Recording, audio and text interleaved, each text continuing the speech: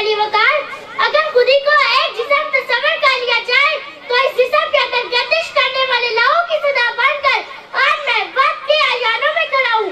आज मैं सदाई वक्त बुलंद करने आया हूँ।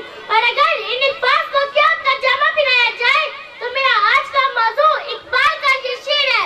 दियारे इश्क में अपना मुकाम पैदा कर, नया जमाना नई सुबह और शाम पैदा कर।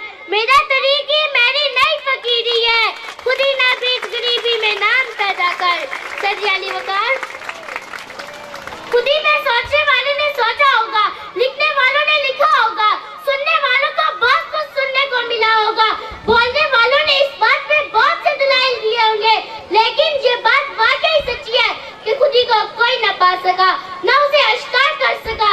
अगर खुदी के बारे में जाना है तो जाओ शुहदाए करबला से पूछो, कासिम के तिकरार गजनवी की यलगार से पूछो, हैदर की तलवार से पूछो।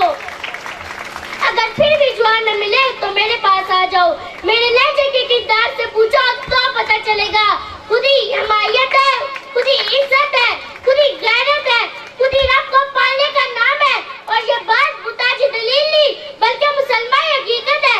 आए मेरे साथ आए, हम तारीख की उंगली पकड़ते हैं, माजी में जंगते हैं तो क्या देखते हैं कि मुसलमान खुदी से भरपूर तो इसका परचम उठाए हुए जज और फी सबिलिल्लाह की अमली तफस्सुर बने। जब बड़े तो पढ़ते ही चले गए और अब ताला का पैगाम सारी दुनिया में आम करते ही चले गए।